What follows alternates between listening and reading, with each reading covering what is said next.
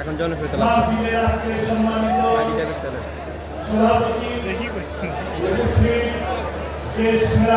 ওনারা আমাদের এলাকায়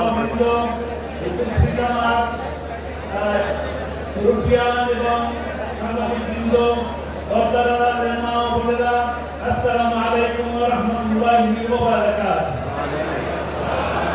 আলহামদুলিল্লাহ, আজকে অত্যন্ত একটি আনন্দ এবং ঐতিহাসিক দিন। এই দিনে আমরা একত্রিত হতে পারলাম। মহান রব্বুল আলামিনের দরবারে শুকরিয়া আদায় করি, বলি আলহামদুলিল্লাহ। আল্লাহর প্রিয় হাবিব রাসূল সাল্লাল্লাহু আলাইহি সাল্লাম এই দুনিয়াতে এসেছিলেন আমাদের সকলের জন্য রহমত স্বরূপ।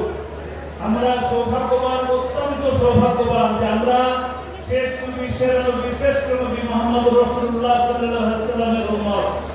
আজকে আমরা সেই সৌভাগ্যবান উম্মত হিসাবে দুর্ভাগ্য নিয়ে চলতেছি।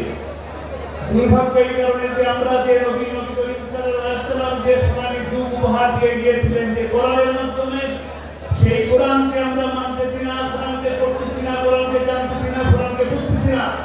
আজকে সেই কোরআনকে না মানার কারণে, না বোঝার কারণে আজকে গোটা বিশ্ববাসী, বিশেষ করে বাংলাদেশের উপরে জুলুমের পাহাড় বসে আছে।